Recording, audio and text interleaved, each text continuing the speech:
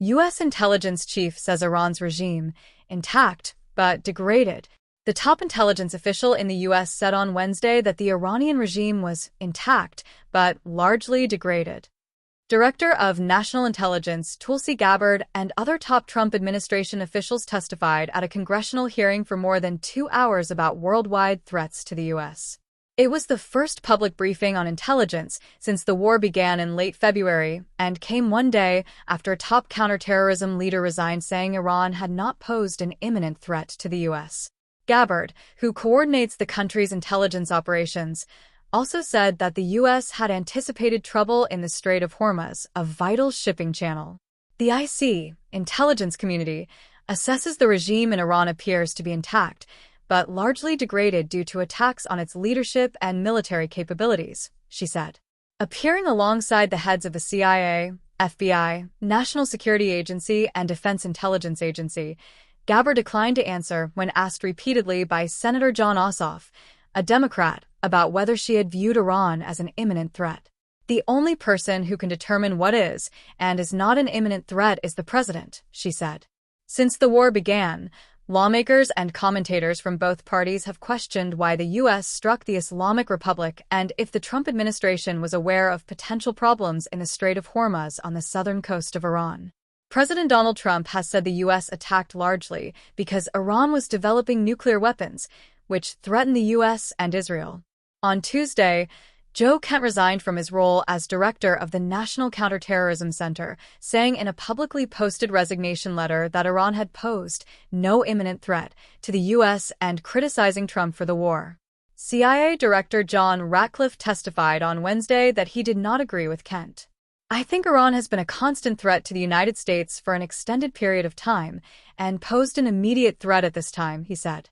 Gabbard said U.S. and Israeli strikes in the Middle East had largely destroyed Iran's military capabilities.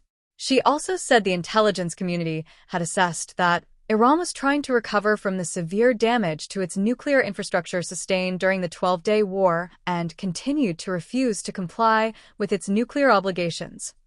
The U.S. and Israel attacked Iran over 12 days in June 2025 with the aim of destroying possible capabilities to produce a nuclear bomb. In written remarks prepared for the hearing, Gabbard had asserted those attacks obliterated Iran's nuclear enrichment program and Iran had made no efforts to rebuild it. But she did not read that assertion aloud. When Democratic Senator Mark Warner asked Gabbard about the omission, she said she had to trim her public remarks because they were running long. "So you chose to omit the parts that contradict the president," Warner responded, pointing Trump's contention that military action against Iran was justified because of its nuclear weapon development. Lawmakers also asked how involved intelligence officials were in Trump's decision to strike Iran. Senator Angus King, an independent from Maine, asked if they were in the room with Trump as he made his final decision. Ratcliffe estimated he was in dozens and dozens of meetings with the president, but did not know if there was a single time where a decision was made. King also asked if intelligence officials had informed Trump that Iran could potentially attack the Strait of Hormuz during a conflict with the U.S. Iran has effectively shut down the vital oil shipping channel since the U.S.-Israel war with Iran began. "The president gets briefings constantly about intelligence," Ratcliffe said. He added that the Pentagon prepared for Iran to hit U.S. interests in energy sites across the region and took measures for force protection. The intelligence community had a long-standing assessment that Iran would likely hold the Strait of Hormuz, Gabbard noted. She said the U.S. Defense Department took preemptive planning measures as a result of that report. "I and the dim, windowless chamber of power, where secrets breathe and maps glow under cold light," a sentence emerged, carefully chosen, deliberately balanced. Iran's regime is intact, but degraded. It was not poetry, yet it carried the weight of one.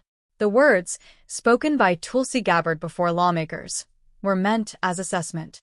But like all intelligence, they were also interpretation of damage, of survival, of the stubborn architecture of power that refuses to fall even under fire. The anatomy of intact. To say something is intact is to admit defeat in expectation. For weeks, the sky above Iran had burned with the roar of jets, the precision of missiles, the cold calculus of modern warfare. Cities trembled, commanders vanished, infrastructure fractured. From the outside, it looked like collapse rehearsing itself. But inside the machinery of the state, behind ministries, behind guarded compounds, behind ideology, the system endured. Intact does not mean untouched. It means unbroken.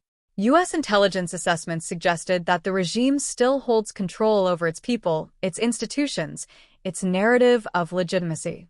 Even after the killing of key figures and relentless strikes, the structure did not dissolve. It adapted. It absorbed shock like a tree bending in a storm, losing branches but keeping roots. Power, it turns out, is not only about strength. It is about continuity, the meaning of degraded.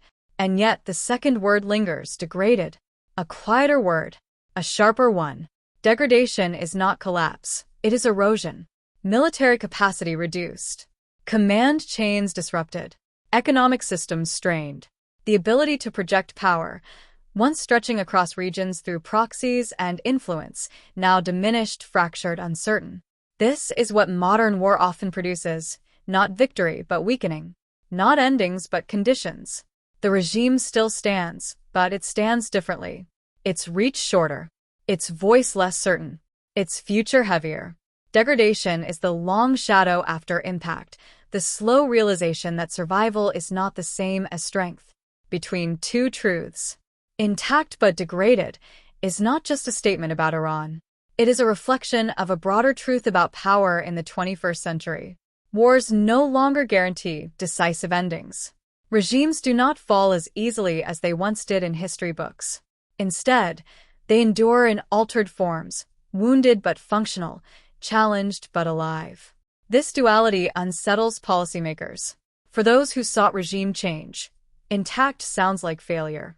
For those who feared escalation, degraded sounds like warning.